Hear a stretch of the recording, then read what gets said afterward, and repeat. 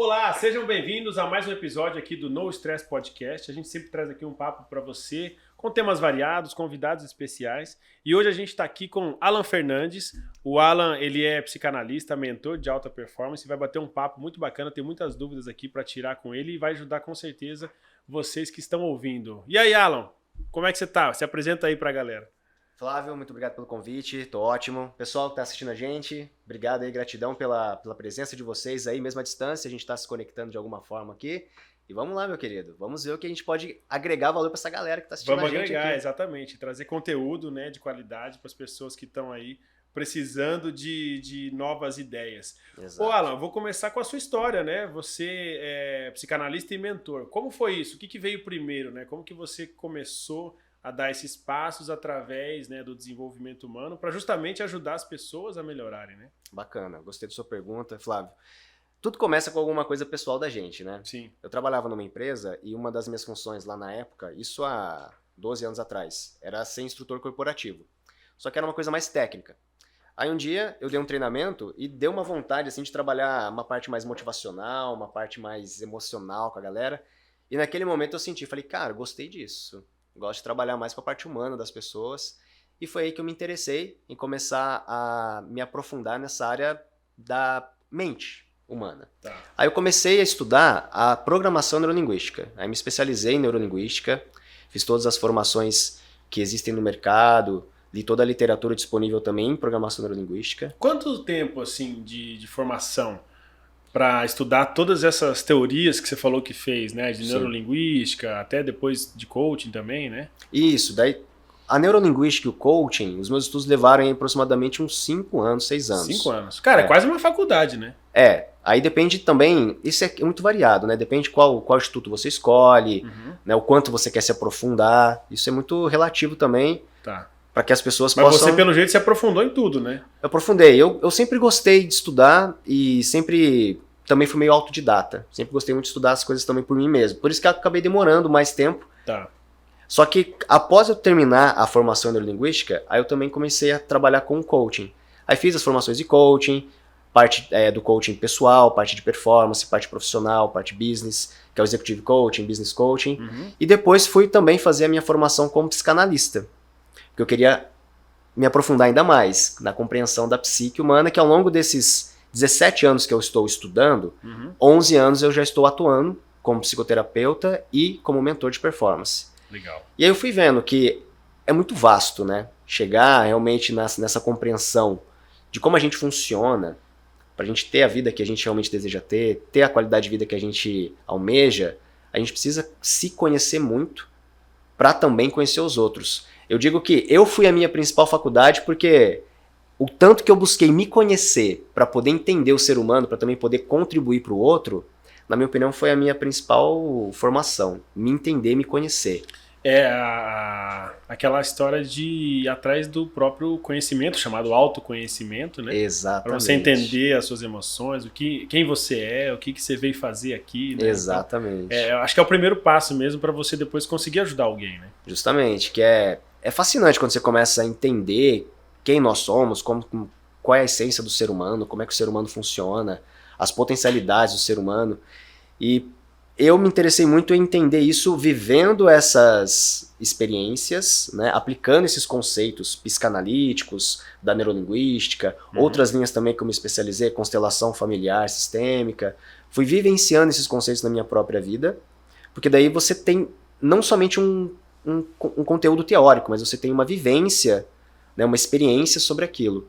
E aí, com o tempo, isso foi me trazendo uma certa clareza de pontos importantes, pontos cruciais, que na minha visão, ao longo desses 11 anos atendendo, eu vi que são importantíssimos que as pessoas compreendam, para que elas possam atingir aí essa melhor versão, que todo mundo de alguma forma está buscando uma melhor versão de si mesmo, através de terapias, ou através de cursos, através de conhecimento, mas tem alguns pontos que eu vejo que são os mais importantes ali de serem compreendidos, que quando a gente trabalha esses pontos, a pessoa realmente consegue deslanchar. Quais pontos são esses? Vamos tentar ser mais específicos aí, né? Especificar, exatamente. Porque eu gosto de, às vezes, ir no detalhe da teoria ou do problema, porque a gente consegue, às vezes, até chegar em exemplos, né? Exemplos Sim. práticos. Eu gosto muito de ser prático para as pessoas que estão ouvindo e até para as pessoas do meu consultório, porque elas, às vezes, não conseguem visualizar aquilo que a gente visualiza para elas. Sim. E é interessante a gente começar a aprofundar que a pessoa fala, ah, doutor, agora eu entendi. Então, traz aqui pra gente um pouco desses pontos que você falou, desses detalhes. Vamos lá. Então, para eu explicar isso, eu vou criar um campo fundamental aqui bem simples. Vamos lá. As pessoas, elas vivenciam a existência delas através de 3 processos. Pensando, sentindo e agindo. Não tem como a gente fazer nada que não envolva esses processos. Vou até anotar isso aqui, eu tô igual o Joel J. Fica à vontade. Então, toda a nossa experiência de vida, toda a nossa experimentação da nossa existência, a gente está experimentando pensando, sentindo e agindo. Esses são os 3 macroprocessos da nossa experiência humana aqui. Então, o que é que influencia o que eu penso? O que é que influencia o que eu sinto? O que é que influencia o que eu faço? Aí, a palavra que mais se aproxima aí dessa compreensão é consciência. Então, a minha consciência está movendo isso. Só que a minha consciência é muito grande. E além da nossa consciência, né, também está ali em conjunto o nosso inconsciente. Que ainda não se tem um consenso. E aí é mais difícil ainda. É, né, mais difícil ainda. Entenderem. Não se tem um conceito assim, né? Um consenso, na verdade. Até onde é consciência, até onde é inconsciente. Aonde que tá isso, Onde que tá isso, né? Porque topograficamente no cérebro a gente também não sabe exatamente onde tá, não, né? Não sabe. O cérebro, ele... Tanto que a neurologia e a psiquiatria ficam ali se discutindo para ver aonde tá cada coisa, né? É verdade. A neurolinguística também fala muito sobre isso, né? Onde que tá o inconsciente, né? Tem pessoas que acreditam que está no cérebro. Sim. Mas... segundo outras ciências aí também, até ciências do ativismo quântico, que é uma linha que eu também me especializei bastante, dizem que a consciência está no corpo todo, em todas as nossas células, né? E até se expande até para fora do corpo. Mas isso aí é uma coisa que ainda está sendo mensurada. Mas a física quântica tem evoluído muito para explicar algumas coisas que a gente ainda não conseguia, né? Exato. E já tem exatamente movimentos para chegar e falar, não, mas medindo, aí eles conseguem medir energia. Sim, tem experimentos. Né? Experimentos energéticos, que são muito mais complexos, né? Mas eles conseguem mensurar isso daí. Exatamente. Mas então, voltando, né? Quais são esses pontos específicos que você perguntou? Então, a gente pensa, sente e age. Então, os pontos que a gente tem que trabalhar estão dentro de algo que eu chamo de lar energético ou lar emocional. Tá. Todo mundo tem esse lar emocional, e o que significa esse lar emocional? O lar emocional é um ponto que todo mundo tem que trabalhar. Esse é um ponto específico. Que é como você se sente na maior parte do tempo. Que é como você está na maior parte do tempo. É algo que te puxa, sabe? Você, por exemplo, acorda de manhã, desperta seu celular, aí você vai fazer sua rotininha matinal, de repente seu lar emocional puxa você. E aí você começa a sentir alguma coisa que você já tem o hábito de sentir. Você começa a pensar alguma coisa que você já tem o hábito de pensar. Só que na maioria das vezes a gente está no automático, a gente nem percebe. Todo dia é mais um dia. Então um dos pontos que eu ajudo os meus clientes a trabalhar é a compreensão, o autoconhecimento de qual é o seu lar emocional. Então assim, tem gente que, por exemplo, acorda e passou um tempinho, ela já começa a sentir uma certa melancolia da vida. E aí começa a sentir aquela melancolia, começa a pensar nos problemas. Então, isso já sugere que o lar emocional dela tem essa energia melancólica. Outras pessoas não. Acordam, já se sentem mais entusiasmadas, gratas, mais alegres. Né? Então a questão é entender o seu lar emocional. Aí o próximo ponto específico. O que é que está criando esse lar emocional? O que é que eu tenho aqui como gatilhos mentais, experiências passadas, traumas, questões que estão aqui gravados ainda, que sustentam esse lar emocional. Então, por exemplo, uma pessoa que acorda e se sente meio melancólica, isso não é à toa. Isso é um efeito, é um resultado de todo um conjunto de informação que está dentro dela gravado com base na experiência de vida dela. E a gente vai entrando em outros pontos específicos dentro desses pontos específicos. Aí, um dos pontos que eu sempre levo os meus clientes a entender é qual que é a relação dele com a família? Qual que é a relação dele, né? Como é que ele se sente em relação aos criadores dele? Pai, mãe, ou quem o criou? Isso é um dos pontos que mais influencia o nosso lar emocional. Então, para a galera que está assistindo a entender um pouco melhor, hoje a sua vida, você que está assistindo aí, a sua vida hoje como está? A sua qualidade de vida, a sua qualidade de saúde, a sua vida financeira. seus relacionamentos, o quanto você se sente feliz, é resultado do seu lar emocional. E lar emocional é o que você sente, o que você pensa, o que você faz. Ou lar energético, que eu gosto de chamar também. E, ok, então minha vida é resultado desse lar energético. E esse lar energético é resultado do quê? De tudo que eu aprendi e como eu signifiquei a minha existência até aqui. Esse lar emocional é formado de aprendizados, crenças, altos estados emocionais que ficaram gravados em mim que eu não consegui processar. E aí a gente entra em todo um trabalho de decifrando esse lar emocional e trazendo aí, na verdade, um lar emocional desejado. Então, pô, como é que eu quero me sentir? Né? Identificar o que sente e tentar traçar um estado desejado, o que você quer. Traçar o que eu quero. Tá. E aí, uma vez que você identifica, nossa, eu me sinto assim, meu lar emocional dominante é, poxa, eu sou pessimista, eu sinto muito medo, eu fico muito ansioso, preocupado. E todo dia é como se fosse um botãozinho que aperta o play. Acordei, play. Tô me sentindo assim. Então a gente tem que entender a origem desse lar emocional. Como é que você construiu isso?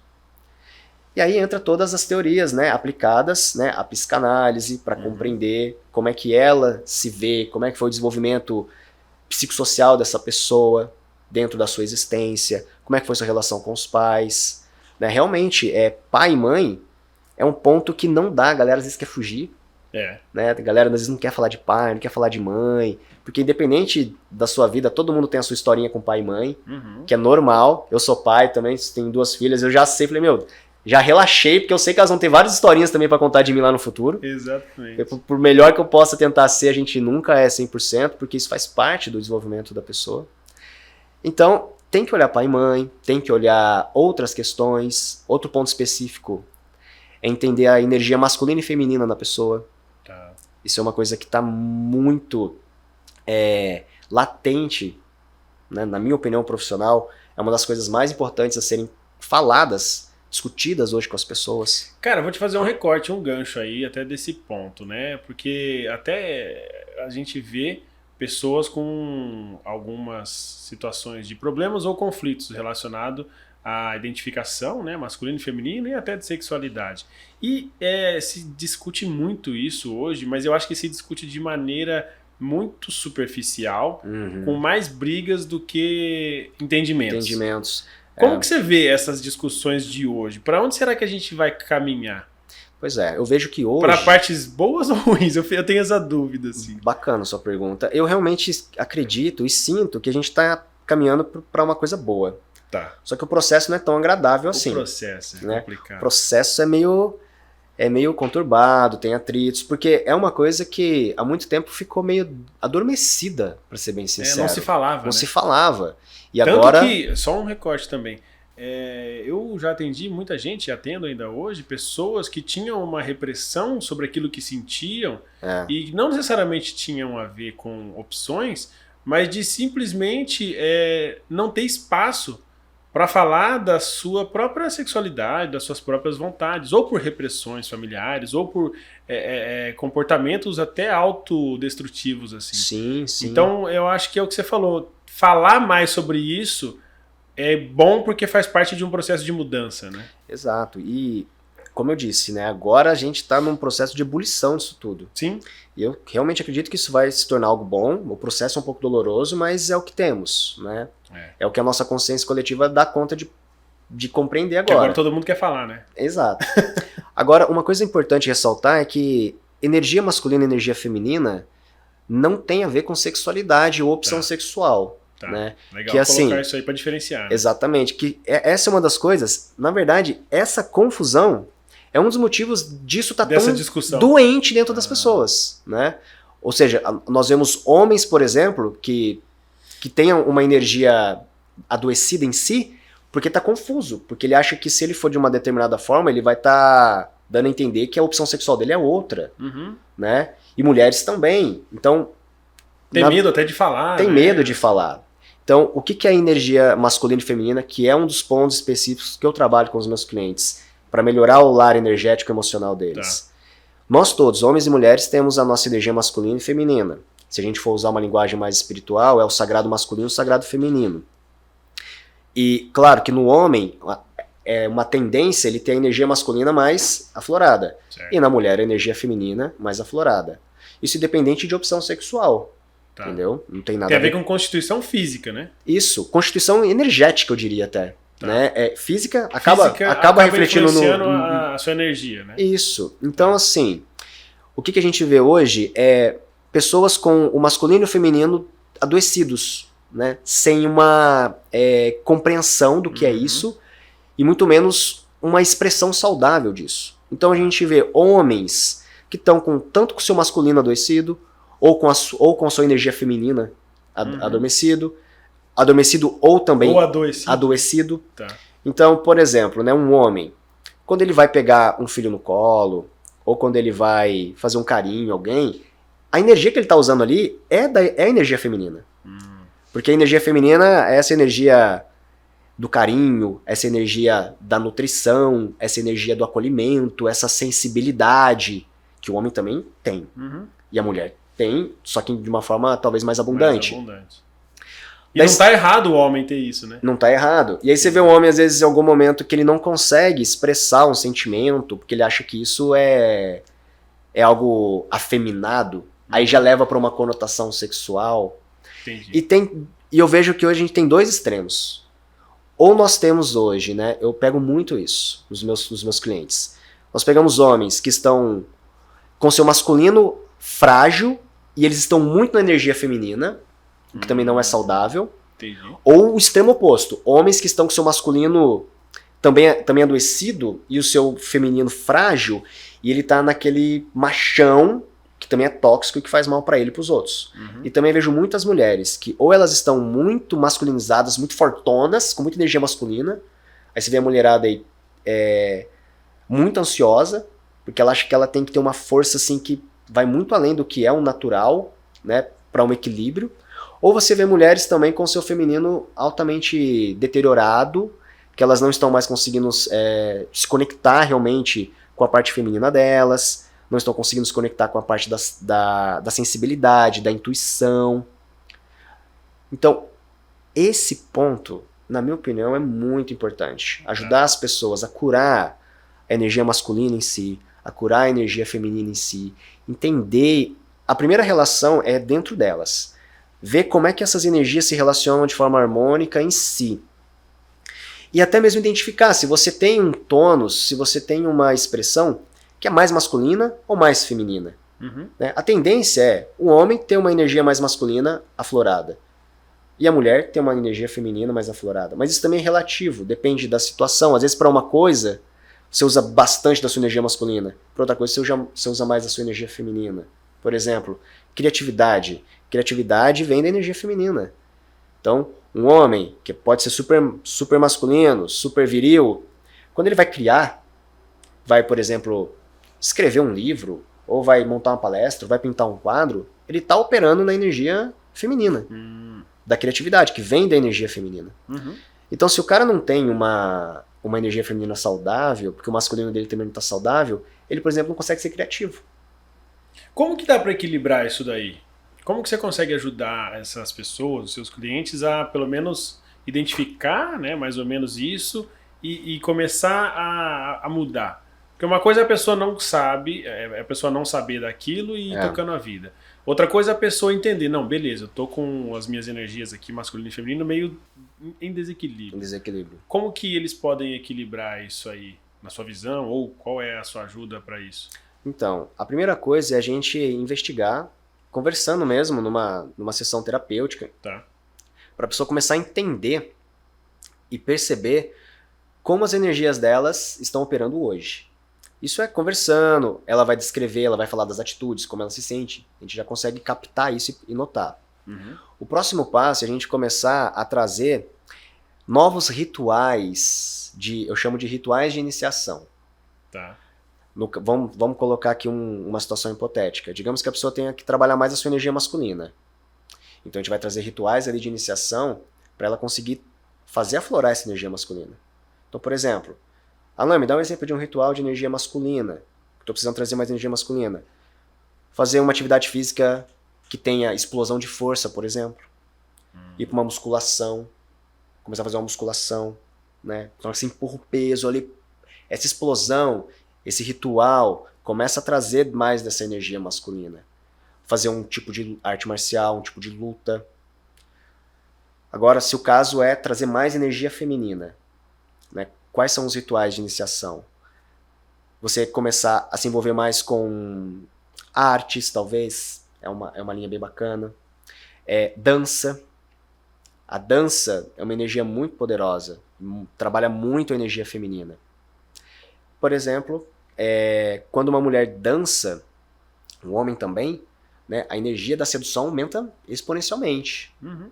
Né? Quando você vê alguém dançando, a energia da sedução ali aumenta muito. Então a dança, né, para quem quer trabalhar a energia feminina, é fundamental, ajuda muito.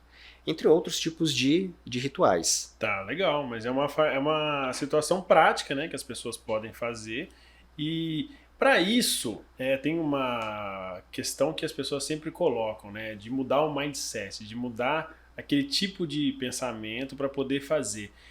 É necessário essa mudança? Dá para fazer a pessoa fazer isso ou precisa partir dela essa abertura? Ou as duas coisas? Acho que na verdade as duas coisas, né? Uma coisa leva a outra. Às vezes isso varia de pessoa para pessoa. Tem pessoa que às vezes ela precisa realmente mudar o mindset primeiro, e aí vai depender do quanto isso tem autoridade para ela, né? Ali do psicoterapeuta ou do mentor que está conduzindo. Quando a pessoa fala, olha, faça isso. Aí a pessoa, então vou fazer. Né? Ela vai lá e já muda o mindset pela sua autoridade. Só que às vezes não. Às vezes ela, nossa, eu não sei, hein? Ela até na hora fala pra você, legal, vou fazer. Mas não faz. Mas depois não faz. Entendi. Até que em algum momento, talvez ela se permita, vou lá experimentar. Aí ela faz. Aí ela executa. Aí a ação em si traz uma mudança. E ela nota a mudança. Aí ela fala, caramba, não é que funcionou?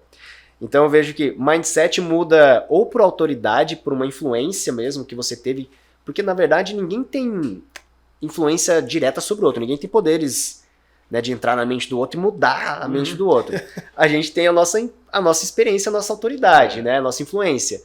O quanto que a pessoa vai se permitir ouvir, né, daí depende do quanto que ela me vê como uma pessoa influente.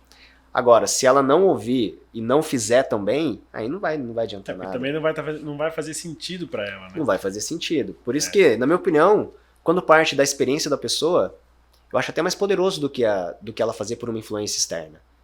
Ela fala, não, eu vou lá fazer, eu vou experimentar. Eu falo pros meus clientes, não acredite em tudo que eu te falo. Vai lá e faz. Vê por si mesmo. Se for bom, ótimo. Se não for, ok, vamos tentar outra coisa. Mas não acredite em tudo. Vai lá e experimente, vai lá e execute, faça. Vê como é que você vai se sentir. Aí quando a pessoa vai lá e faz e vive a experiência, aí é muito mais potente. Fala, nossa, realmente isso aqui é bom. Daí ela integra. Nossa, eu vou sempre fazer isso aqui daqui pra frente. Vou colocar isso na minha rotina.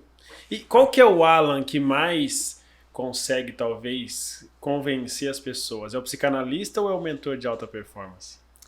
Nossa, que pergunta interessante. Nunca parei pra pensar nisso. É porque são situações diferentes, né? Os meus clientes de psicanálise, que me procuram para fazer a psicoterapia psicanalítica, eles vêm com uma demanda e até a abordagem é totalmente diferente, né? A condução de uma psicoterapia psicanalítica é muito diferente. A gente faz uso ali da livre associação, a pessoa fala à vontade. Na verdade, eu quase não falo, né? No atendimento de psicanálise. Agora, a mentoria já é um contexto bem diferente. A mentoria, eu estou ali para dar instrução. Tá. Né? Então, a minha mentoria, ela é com base... Ali você é detentor do saber, né? A minha psicanálise você é menos detentor, né? Na verdade, na psicanálise, a gente é zero detentor quase, né? Na psicanálise, você só tá ali para ser um canal de comunicação da pessoa com a própria mente dela, né? Com o próprio inconsciente dela. Não, uma vez a gente estava numa discussão entre psiquiatras, né? E aí, tem muitos psiquiatras que eu conheço, colegas, inclusive grandes professores que eu tive, que são psicanalistas também. E aí a gente falava assim, porque o psiquiatra também é como um mentor, ele detém o conhecimento para resolver diversos problemas relacionados a doenças e até doenças graves, né, da mente, vamos falar assim. E o psicanalista, ele é o detentor de um saber que ele não coloca na mesa. Exato. Ele é um condutor, digamos assim. Perfeito. E ali eles colocavam assim, não, às vezes não dá nem para fazer com os mesmos pacientes, né? Alguns eu sou um, a outro eu sou outro. Então, O conhecimento acaba sendo da mente humana, eles se complementam. Exatamente. Mas são abordagens diferentes, né? São abordagens diferentes. Então, o meu cliente de mentoria, né? A minha mentoria, ela foi construída com base numa metodologia que eu fui construindo ao longo desses 11 anos sobre o que é fundamental para uma pessoa conseguir elevar sua performance, se desenvolver, atingir a sua melhor versão. Então eu chego ali e dou instrução. Faça isso, faça aquilo, passo ferramenta, passo os caminhos. Agora, no atendimento de psicoterapia e psicanalítica, eu não passo nenhum caminho. Né? Em algum momento ou outro a gente faz uma colocação, mas é muito mais favorecer o processo né, de cura da pessoa, ajudando ela a entender ela mesma, ajudando ela a entender as suas dores, compreender a origem das suas dores e trazer ali um alívio. Então atualmente, né, eu tenho mais demanda para minha mentoria. Tá. Então, se eu tivesse uma resposta para sua pergunta, a minha resposta seria essa. Falei, olha, acho que as pessoas me procuram mais como mentor. Tá. Eu acho que é onde eu, de alguma forma, atualmente, estou sendo mais requisitado pelos meus clientes. O mentor de alta performance, ele tranquiliza mais as pessoas ou ele dá mais tarefas e estresse para as pessoas? Acho que depende do momento da mentoria. Dá para chegar nos dois lados? Dá. Inevitavelmente, na mentoria, quando a gente fala de performance, de alta performance, a gente está falando de resultados, a gente está falando de avanço. E sair às vezes, sair da calmaria, zona, né? Sair da zona de conforto, sair da calmaria.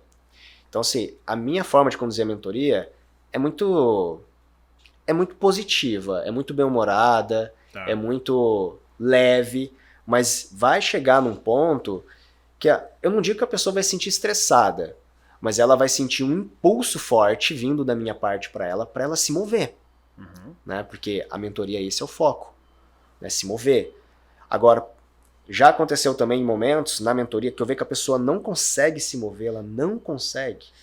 Aí a gente tem que aprofundar um pouco nessa parte emocional, né? Tá. Poxa, o que é que está impedindo ela de se mover? Né? O que é que está travando? Então, dentro da minha mentoria também tem assim, muito conteúdo voltado para isso. Tá. Né? Porque, na minha opinião, isso também com base também no que eu pude vivenciar comigo e com os meus clientes, se a pessoa tem que fazer muita força, tá no caminho errado. Entendi. Então a gente tem que entender. Tem que ter um limite, né? Exato. Cara, porque a performance de excelência vem num estado de fluxo. Sim. Você tá fluindo. Não é que você não esteja... Tudo envolve ação, você tem que estar agindo. Mas é diferente quando você age, você tá ali gastando a sua energia, mas tá fluindo, a coisa tá andando. Aí você tá no caminho certo. Agora, se você tá fazendo muita força, você tá no caminho errado, provavelmente você tá com muito medo, você tá sendo movido demais por vaidade ou por um ego que não tá saudável. A gente tem que entender melhor isso. Não, e é muito interessante, porque as pessoas têm uma visão que às vezes é correta, né? Eu estou estressado, então preciso de alguma ajuda. E muitas vezes o psiquiatra, né? Eu recebo muita gente precisando dessa ajuda.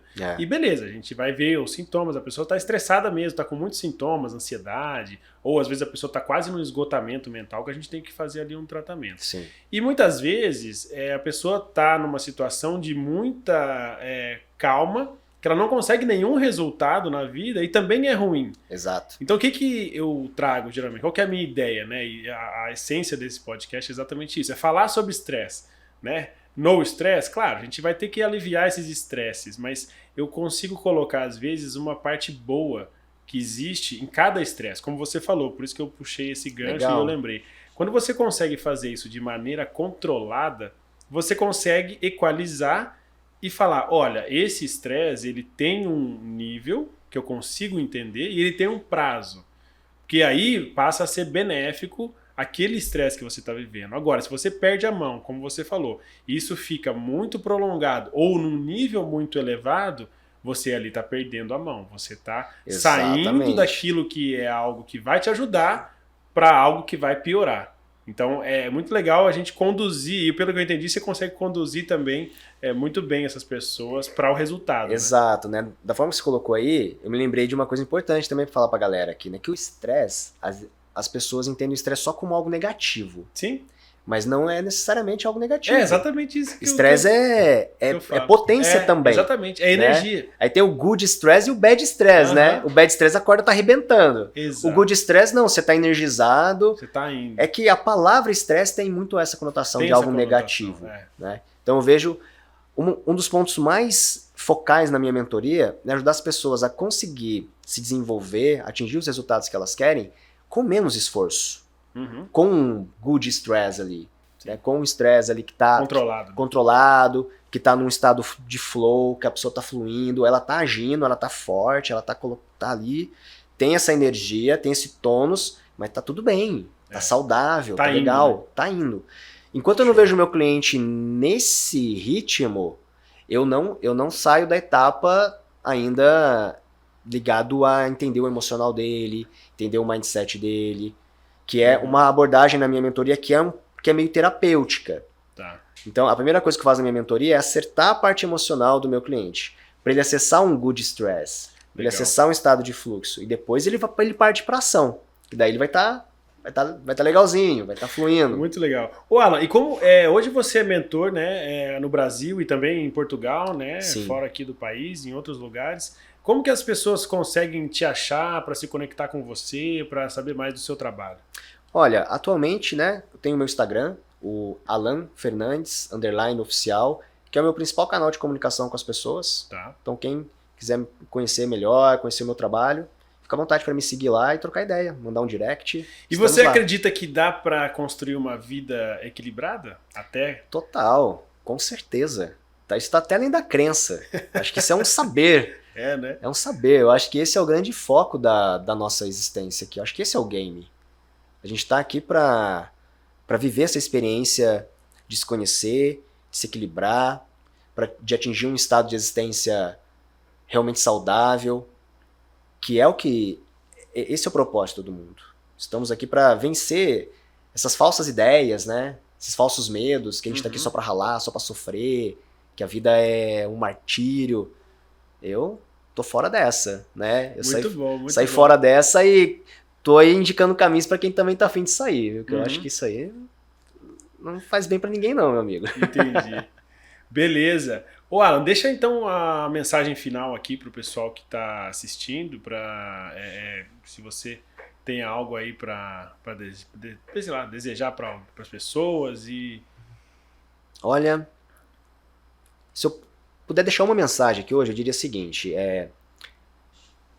seja diferente, se acostume em ser diferente. Se você quer viver uma vida melhor, se você quer ser mais feliz, mais saudável, entenda que se você fizer o que todo mundo faz para se sentir parte de tudo, você vai continuar na mesma. Então, a mensagem final é essa, acostume-se em ser diferente. Muito bom. Beleza, Alan, quero te agradecer, né, a disponibilidade e você encaixar aqui no seu concorrido tempo com a gente para vir aqui foi um prazer fazer esse podcast. Agradecer vocês que assistiram. E se você gostou, tenho certeza que vai compartilhar aí com as pessoas que você gosta. Deixa o like, se inscreve no canal e fiquem ligados até o próximo episódio do No Stress Podcast. Um abraço. Tchau, tchau.